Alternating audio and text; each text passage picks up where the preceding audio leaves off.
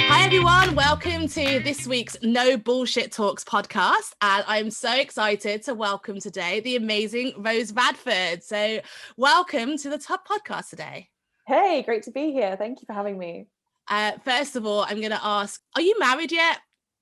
No. Because I find this so fascinating, and people are going to think this is so random. I've just asked you that, but it's because I met you as Rose Kirby, and you were Rose Kirby. You were branded really well as Rose Kirby, and one day you were like, by the way, I'm now Rose Rashford. I'm not married, but I've taken his name anyway. and you're engaged, so it's not like you're jumping the gun, right? But yeah, I wanted we were meant to get married at the end of last year, like literally like 3 weeks ago. Okay. Not. But you took his name months ago, and just walk me through that, because I've never seen anyone do it. I thought it was quite cool. So tell me your thoughts. What was interesting is that when I actually shared that I'd done it, people came out and told me, other women came out and told me they'd done exactly the same thing. So I'm not totally crazy, although obviously a little bit crazy. So because I have an online audience, I have a community, and I have an online brand, and the audience is growing every single day, it was really important to me to make such a big change sooner rather than later, so that the name doesn't change in a year or two time when we finally get a chance to get married. And then it kind of confuses more people, because my audience will be even bigger by then. Rose Radford as well works quite well as a brand name. So I was keen to just take it on because like it's a cool name to have. And I feel like slightly stronger than Kirby. And because the RR is really fun, obviously. Yeah. Love that bit. And it was just a great opportunity to just kind of upgrade the brand again. I did shift one of the colors in my brand, but I didn't create this whole like fancy new thing. It was really just a bit of an upgrade and a shift. And so we got engaged November and then rebranded in February. And so it was pretty quick. Still not married because of COVID, obviously. Yeah. But it's been really nice to make that shift already. I think that's amazing. And as someone who's obviously in the branding industry, I just think you've just highlighted so many really incredible points that people don't think about. So anyone else who's considering branding or rebranding, you've just done exactly what everyone needs to do, is think about the future. It's not about the here and now, it's about the future. And also you thought about your audience and not about what you want. And that's another really important thing. I hear people come to me, and they're like, but I like this color and I like this. And it's not about you, really. I mean, it is. You need to love your own brand, but it's about what your audience connects with. And you're right. And you thought in the future, you also thought really positively, your brand's going to grow. That's right. If you do things properly, you dedicate yourself, you're going to grow. And you thought about that, and you did what I'd say prophylaxis. You acted prophylactically, and you jumped ahead of the girl, and you future-proofed your business. So I have massive hats off to that. I thought it was really impressive that you did that. But so yeah. Thank you. I didn't realize you found it impressive. I love that. No, definitely. I was like, wow, okay, bold move, great, I love it. But and then you've got a really great background as well. I feel like, I don't know, I feel that you are so accomplished. You former McKinsey consultant, you've done a TED talk, I just feel like you've done everything, and you're just very, very cool. And I just, tell me a bit about it. Like, tell me how you kind of got to where you are now, like what you started out thinking you were doing, how you kind of ended up doing all those things. Like, yeah, tell us about that. I'm just a classic high achiever that likes to set big goals and then work hard to get there. Okay. And I'm always the one that will come up with the crazy idea, or be inspired by something and decide, oh, I'm going to do that, and then just go and do it. So I didn't start my business to only make 50K a year. I'm now at the multi-6-figure level, and I'm heading to 7 figures. And it's like that sort of slightly manic, ridiculous thinking that it's a bit sometimes crazy for people to listen to. I'm like, well, that's just me. That's who I am. So setting the goals through a Tedx talk has been in my heart for a while anyway. And that was just super fun to me. I love speaking. And in terms of McKinsey, so I was the only female undergraduate from my specific university to join McKinsey straight out of uni. And that was an interesting experience in itself, because obviously I was surrounded by people that have gone to Oxford, Cambridge, maybe like Yale, Harvard, those sorts of universities. And I was from Bath. And I worked extraordinarily hard to get into the world's top strategy consulting firm, and less than 1% of applicants are hired.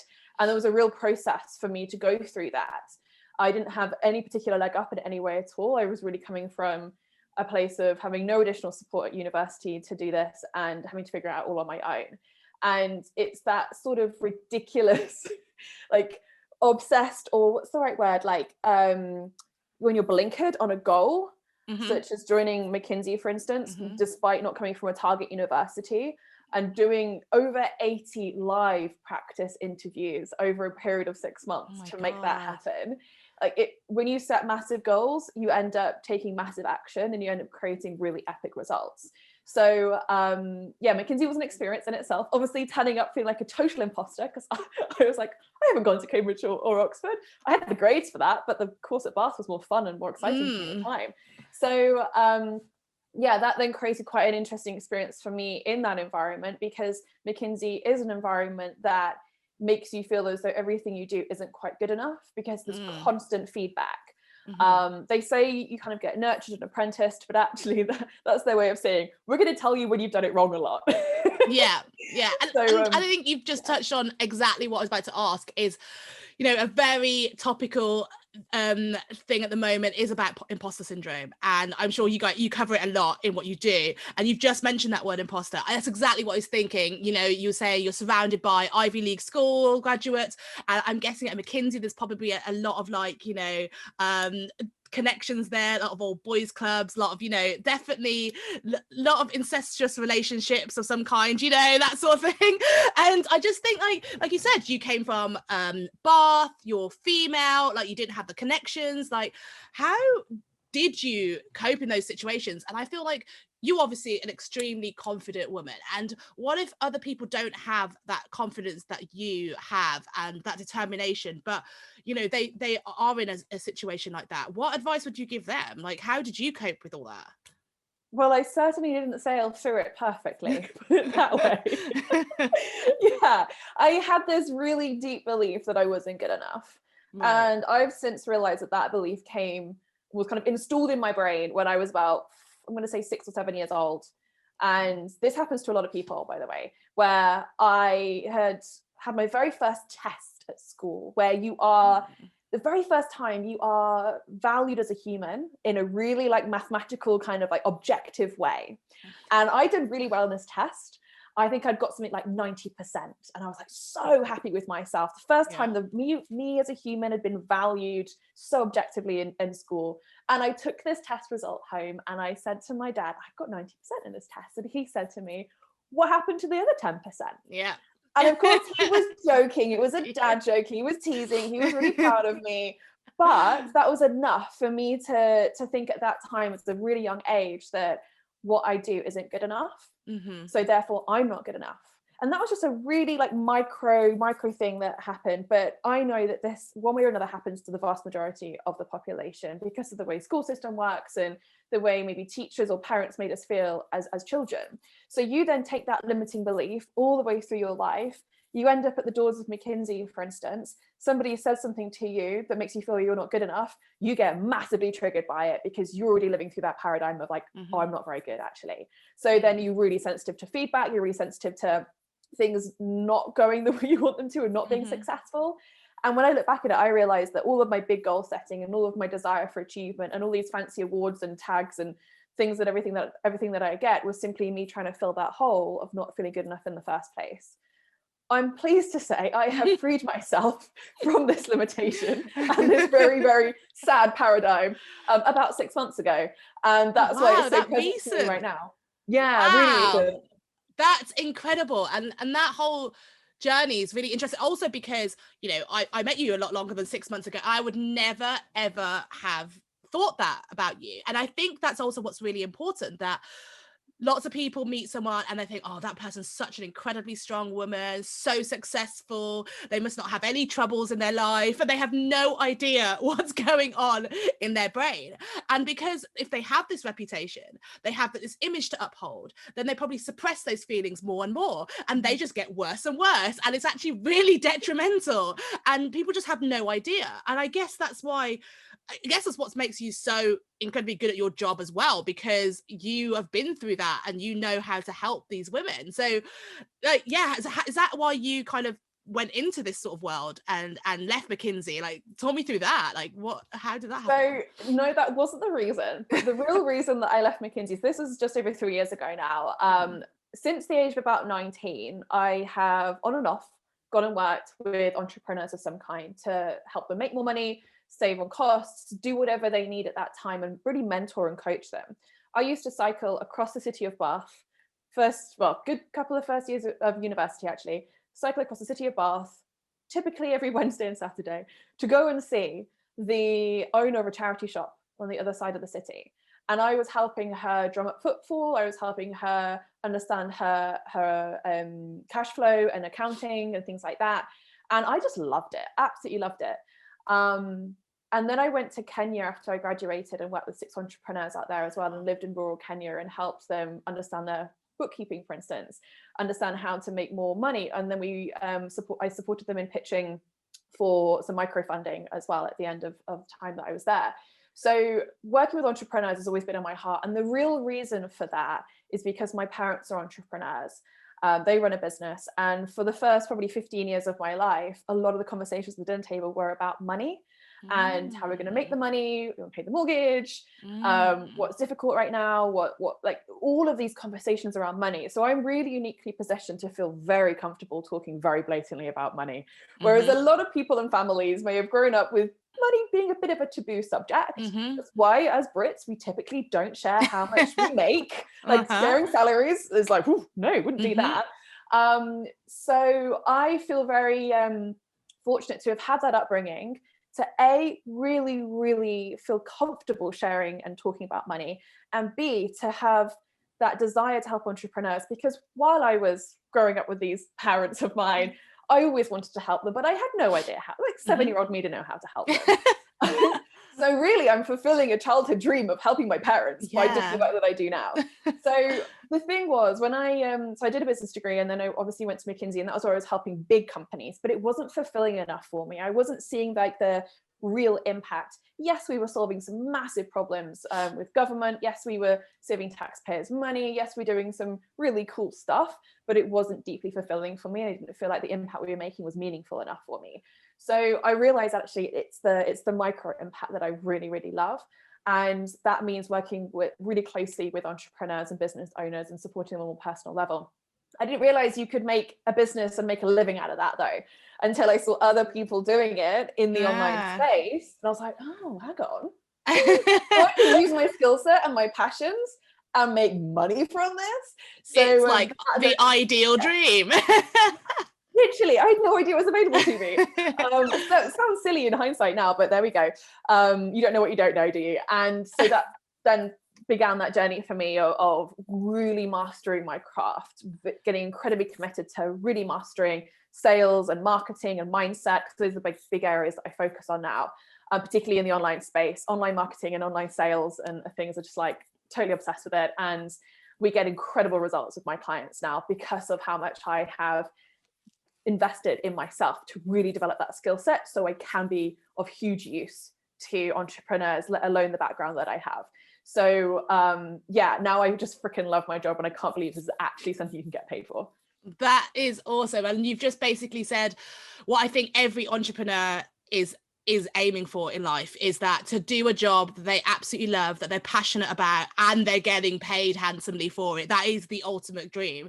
And so it's phenomenal that you've reached that, and we're going to come back to that in a minute. But I wanted to ask you a question that I feel like lots of listeners probably be thinking, because you were just telling me that story about how you were 19 and you were cycling to like help out entrepreneurs, and I'm going to say, what the hell does a 19-year-old know about business? Because that's what I'm thinking. I'm like, hang on a minute, you're 19. Like, okay, you grew up in a household of entrepreneurs, so I guess you absorbed years and years and years of that knowledge. But you're 19, you're also female. So most businesses are going to be like, little girl, run away, what do you know? Like, surely that's the reaction that you would have got. Like, I mean, like, I'm sorry, but you also can't even afford a car, you're cycling across Bath. Like, I mean, what the hell do you know about business, right?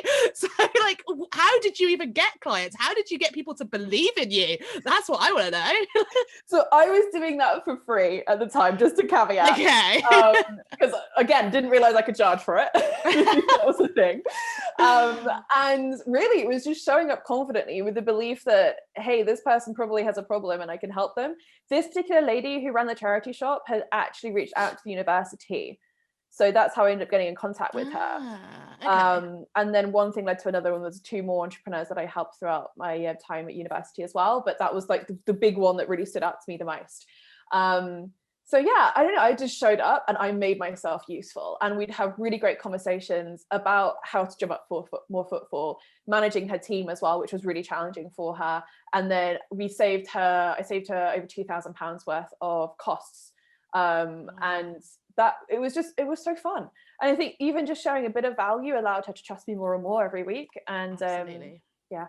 Absolutely, you just hit the nail on the head. The value. I think that's one of the key things in business, right? You have to show someone value for what you do. Like whether you're charging £10 an hour or £1,000 an hour, you have to show value. Like if people just say, oh, £1,000 an hour, it's not going to be worth it. But if you're making them like, you know, millions and millions of pounds extra, obviously the value's there, and that's it. And I think it's incredible that you started off doing that for free, and it shows a determination and obviously built up the respect. But again, even straight out of university, like landing a job in McKinsey, incredible, but you know, you're still going to have barriers for people trusting you. I feel like you're still young. You know, you look younger than you are also female, and like, you know, helping out big corporates, there are still lots of men out there who are like honestly, they will not respect you. And like, how do you gain that respect from all those big guys? Because I feel like, you know, the moment you do, you're in there. That's what's also brilliant. You prove to them that you can do this and you know what you're talking about. Then they respect you and you've got all the respect you want. But getting that far is difficult. And I know lots of women who are in a corporate male dominated environment, and they just can't do that. And they are having this daily struggle, and they just don't feel like they're heard, or they don't feel like they're respected. Like, how do you deal with that? How do you get to the point where like men just respect you and be like, right, this is awesome? So I'm laughing so hard because I distinctly remember, I think it was like week 3, maybe 4 of being at McKinsey, and I was in a meeting. I'd actually walked into the wrong meeting, but just bear in mind that good start on the confidence level as well. Yeah, competency was full of men, and literally everybody was called like Dave or Roger or like and you literally walked into like an old boys club, actually, right there. It was quite hard to differentiate which meeting I was meant to be in. Anyway, walked into the wrong one.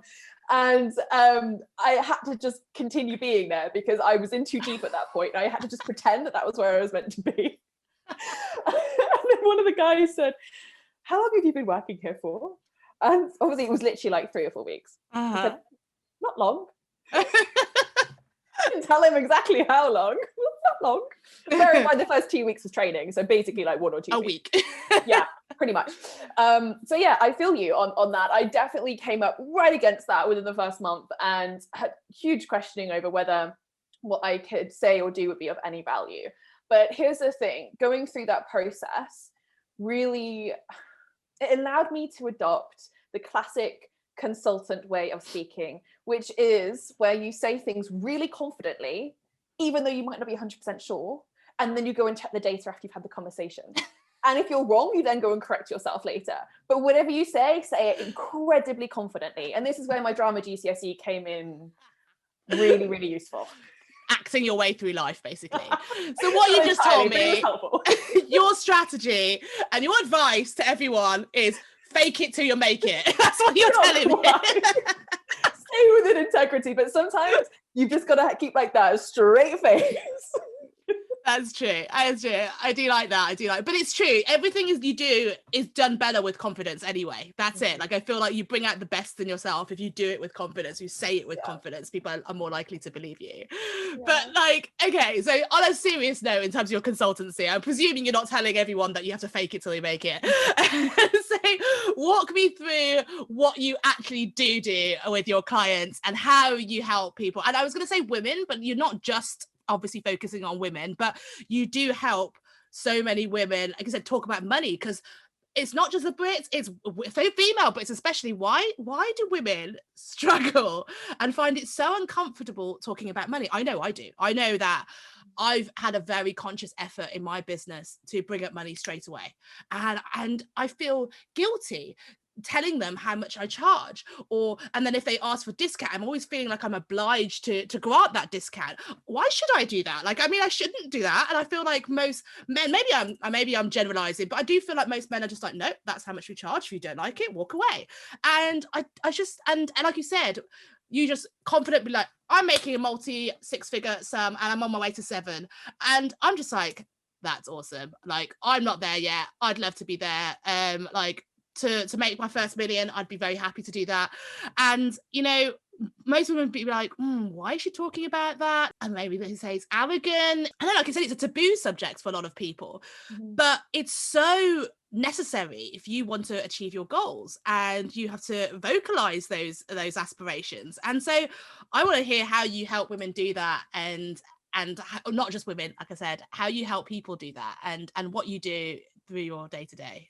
Oh, so much I could share. Okay, so I love that you brought up that this is a bit of an issue with women, because you're right. And by the way, if anybody's listening to this and they've just judged me or you for talking about money so openly, I want that person that's listening right now to really tune in to the thoughts that have just gone through your head, because that's telling you so much about your relationship with money. And the money you have in your bank account is simply a sign of what's going on inside your head. So change what's going on inside of your head and the bank account will change. So I just keep thinking £1 million, and it just pops in. Like manifest it, come on. yeah. But you can't go around judging people talking about money and actually desire to want to make money at the same time. You're just not in congruency with yourself, and it just won't work. But going back to the actual question, so we know that the income gap between male and female entrepreneurs is bigger than the gender corporate salary gap. So to put some figures to that, the salary gap in corporate is typically around 16 to 18% between men and women. Still very high. I know, depending on what data you look at, but it's kind of below the 20% mark. When you look at it from an entrepreneurship perspective, comparing men and women, same industry, same time in business, all controlling for all those sorts of factors you'd expect, women are making between 25 and 28% less than their male counterparts. That's horrible. There's a problem. I know, massive problem. So the reason for this is there's obviously lots of factors for this. Actually, it's only caused by less than 30% is only caused by women having to take care of more people at home and things like that. So it's not the childcare factor. Absolutely. But it's not the whole story. So what my big hypothesis here is, and I see this time and time again, is that women have not been socialized or brought up to feel comfortable attracting and wielding power in their lives. Men, on the other hand, have typically been more socialized to feel comfortable being the leader, to go for their goals, to feel just like they're allowed to be powerful and have status without being disliked. And we have data to show that if a woman is in a high status role who's considered to have a lot of power, she has lower likability than if the man is in that same level of power. What is with that? It's not safe. I know. Anyway, it's not safe for women to be in places of power. And, well, at least we don't feel safe to do that all the time. We risk being disliked, and some people obviously don't like that. Now, the truth is, money is power. It's a resource that allows you to make decisions and have stronger power in a certain situation.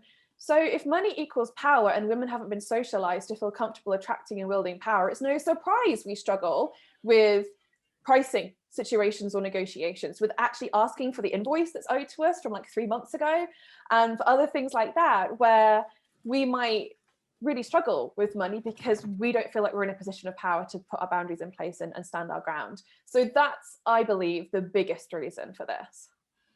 I like, I'm listening to this thinking, yeah, I'm so guilty of all this as well. Like, I'm sitting there like, and I'm aware of it, which I guess is better than some women, but like, I still hate the fact that I still have this barrier, and it's just not right. And there's, like you said, there shouldn't be that reason. I guess if you think about, I don't know, movies, every like movie has a man in power, and like, okay, it's changing now, and but even when they do things like that to try and make women, it gets criticized. Like, I feel like when they did a female Ghostbusters, that got ripped. Like, you know, I don't care about the quality of the movie, it's a concept. When Ocean's 8 came out, I loved that movie. Have you seen that movie?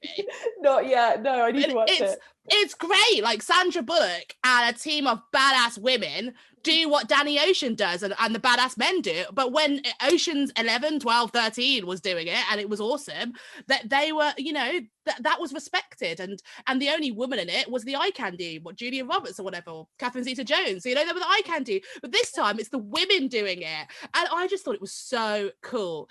Every guy I've spoken to were like, that is the lamest thing ever, and it's this negativity, and I don't get it. And it's like, well, what is wrong with having women in power? And there is just something about it universally, and obviously it's not every man. Obviously lots of men are perfectly capable of having a female boss, but you also get the same situation in corporates where men cannot look up to women, and if they are being authoritative or assertive, they're bossy, they're moody, it's their time of the month or something like that, you know. And a man does it, he's like, oh, you know, he's the big boss, he's like, you know. And I feel like this has just been instilled into society, and it's just wrong. So I'm so glad that that's what you're doing to help. And so with the women that you're helping, for example, last year, 2020, the year of doom across the world, was so miserable for so many people. And obviously there are so many people out there who've been insanely impacted, which is just deeply upsetting to hear for so many reasons. But you know, not everyone was. Some people have declared it the best financial year of their life. And I know that actually you did really, really well from 2020. And I'd love to hear from your experience, like the people who have come to you for help, like, have most of them had a terrible 2020, or was it the opposite? And what factors have you seen to differentiate between those who've had a bad year and a good year? Like, I want to hear from your experience. Such a juicy question. Okay, so just to clarify, the work that I do isn't just about your relationship with money. I actually sit 70 to 80% of the time on the marketing and sales strategy, particularly using social media. Super tactical. I mean, I wrote a social media post for a client last week who's in my accelerator that resulted in 2 people reaching out to her, messaging her, and 2 sales calls. So nice. my skill set definitely sits within sales and marketing, but I can give the sales and marketing skills to my clients as much as they need. But if they're self-sabotaging their money situation and how they feel about it, it ain't gonna work. Yeah. So the sort of clients that I typically work with are coaches and consultants, experts, people similar to me, where you have a skill set and you're selling that skill set. So typically coaches in the online space that have one-to-one group programs, courses, digital products, all those sorts of things. And we put together a sales and marketing strategy, and we get them to 5K, 10K months. I've also had clients that have hit 50K months as well, working with me one-to-one. And it's incredibly hands-on. They get a lot of feedback from me, and I just freaking love it. I also typically attract women that are the high achiever types that don't just want to make 50K, they want to do 6 figures, and then after that, they're going to go even bigger. So that's a lot of fun to work with that energy as a client base. So in terms of who's done well and who maybe has struggled over 2020, the biggest difference I've seen is those that have support and are in a container of support didn't lose their head with it. So for me, I was in a mastermind, and that mastermind was really supportive when back in March, like everything felt like it fell to pieces a little bit. And you're like, what the hell do I do here?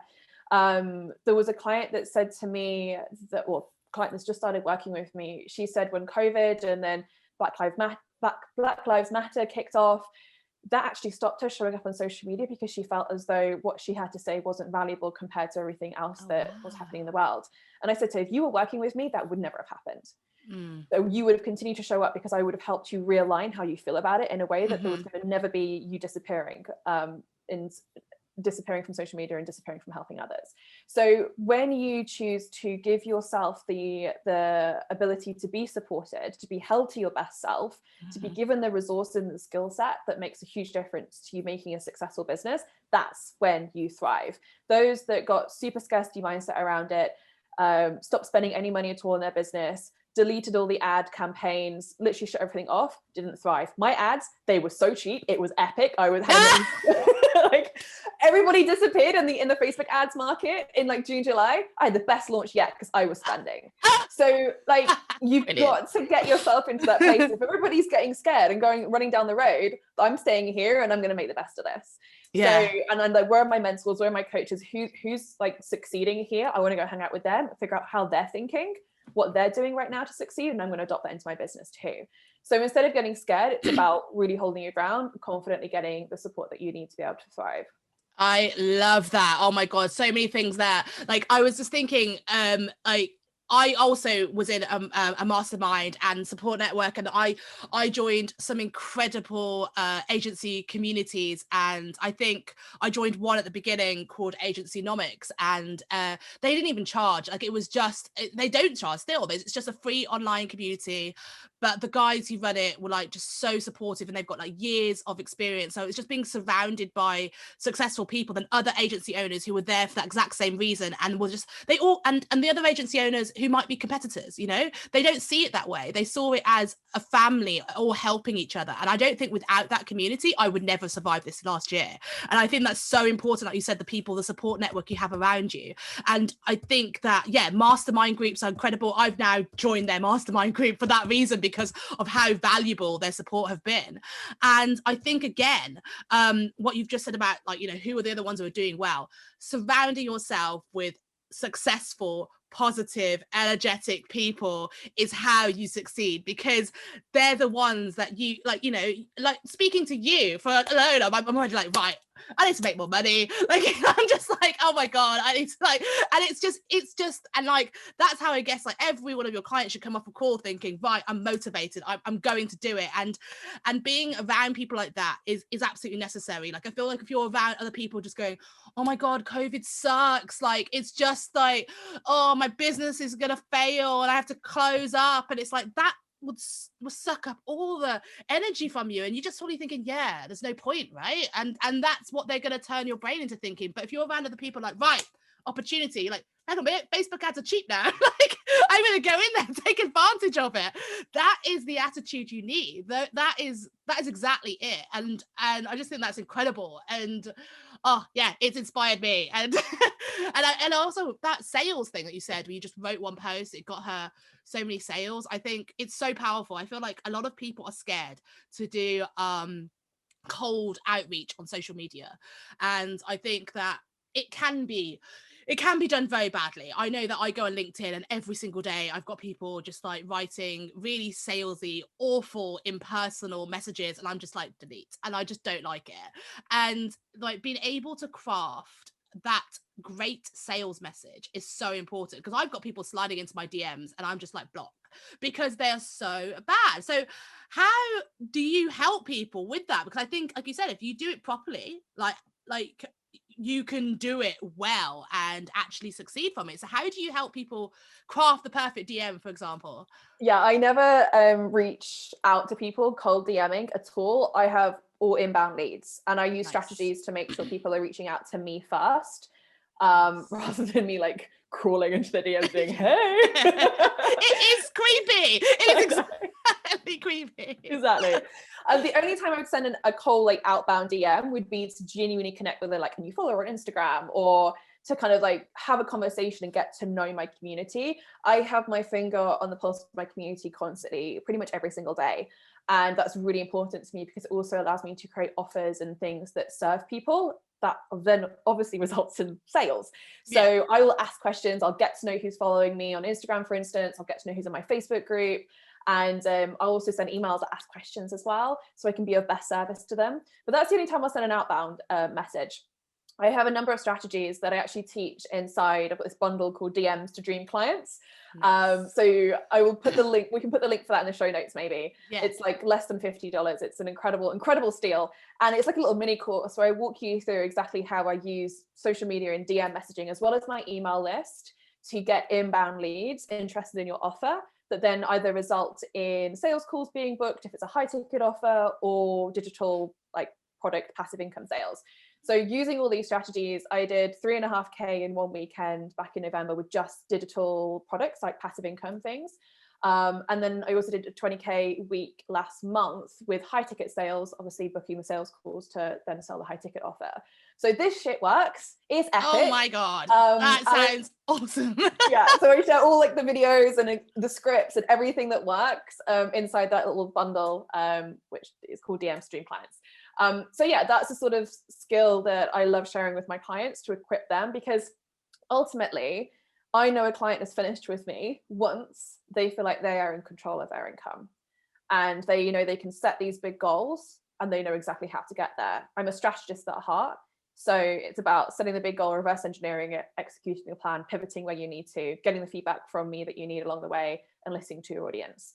So I just love it when often clients will come to me, they'll be charging hundreds rather than thousands for their offer. They'll raise their rates. I've had clients that have doubled and tripled their rates literally overnight for the same offer, and then began to consistently sign clients every single week off the back of that. That feeling of knowing exactly what to do to make money in your business is so liberating, and also something that makes you feel more free as an entrepreneur, because often you start your business to have more freedom, more choice, more creative freedom, more time in the day maybe. And actually what ends up happening is you have very far nothing like freedom at all. You're pulling all-nighters every night instead, and you're miserable and you're stressed, and that's what the real reality is. So I totally get what you mean. People think, oh yeah, freedom, but no. I think what you just said, hang on a minute, I can make $20,000 in a week for under $50. I mean, I'm there. Like, it's just like, that's insane. And it's also like, if you can do that, then you don't need to work like round the clock as well. And also, like I said, passive income. That's huge. You could be lying on a beach. I mean, when we're allowed to travel, lying on a beach somewhere, literally getting paid to drink margaritas. I mean, what the hell? Okay, so it's funny you say the beach, because that weekend I was in Dubai. And oh, come on. And I was at Nobu on the Friday night with my assistant. I took my assistant to Dubai with me and one of my one-on-one clients, who's now a really good friend. The money was coming in faster than I could spend it at Nobu. That is disgusting. I'm sorry. That is so disgusting. Oh my God. It's like it's just, yeah. I mean, like, I'm hating you and loving you right now at the same time. I can teach you my ways. I need it. Yeah. I definitely need it. So here's the thing. This was a huge barrier for me, because I'll share the real shit behind this, because selling like passive products, so courses, mini bundles, basically training and information that people can just buy, and you don't have to do anything other than create the thing, right, and sell it. I actually had huge resistance to doing this to begin with, because I was coming from the belief that I can't help a client unless I'm actually talking to them and they're getting personal feedback from me. I'm helping them with their copy, their strategy. We're actually going into the numbers, all that kind of stuff. And I had to get over myself with that limiting belief. And I'm so glad I did, because almost every single day now I get a message from somebody who has accessed DM Stream Clients or Sell Like a Sales Queen. So yeah, like the offers that I have, and now I get people messaging me in my DMs saying, hey, I've just signed a client using your sales scripts. I've just done this, just done that. And then somebody that's just like, your Clarity and Clients Bootcamp is just literally changed what I'm doing in my business now. I'm so excited. It's like, wow, if I'd have held on to that limiting belief that I can't really properly help people with just a digital product, I wouldn't have made the money and I wouldn't have made the impact either. So if anybody's listening to this and they're thinking, I really want to do passive income and do things like that, but are people actually going to get an impact and a result from it? Yes, they will, as long as it's good enough. So how do they start though? Because obviously that's great, like thinking that, and like, but where do people start? What if they are, like you said, you help all these online coaches. What if they have all the knowledge, and usually they will, but they don't know how to put that into a course, or they don't know how to communicate that. Like how where does someone start? And obviously also it takes time, because like, you know, everyone's saying they've got so many things to do. Like you said, with an entrepreneur, it's not freedom. You are always busy. There's always something to do. You are often doing 7 people's jobs, because at the end of the day, you're a marketing consultant, you're a sales consultant, you're an accountant, you're a lawyer, you're HR, you're everything. So where do you find the time? How do you start? Like what do we do? Okay, so the 2 questions there. Where do you find the time? And also, how do you get started with a digital product? Okay, we'll start with the digital product one first. So the way I recommend people do this, if you're a coach or consultant getting started, first get fully booked in your one-to-one. Quickest way to cash, high ticket.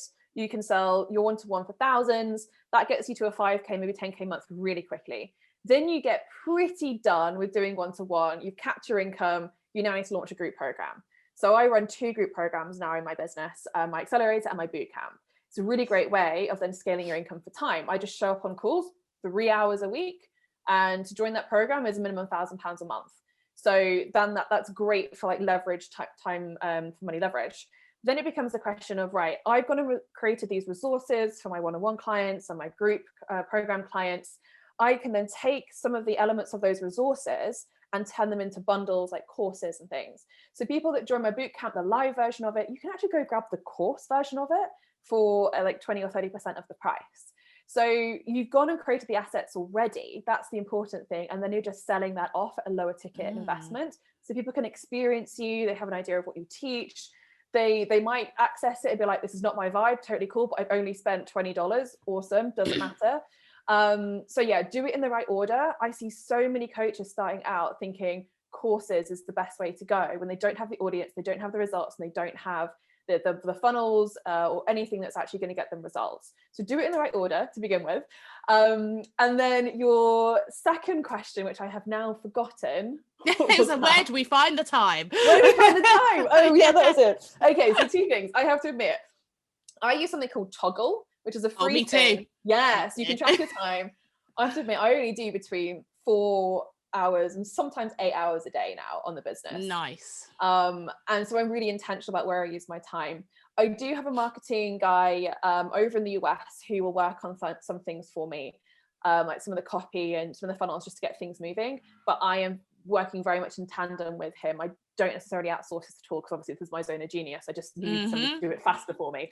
So hiring team is really, really important. And I love to rinse and repeat.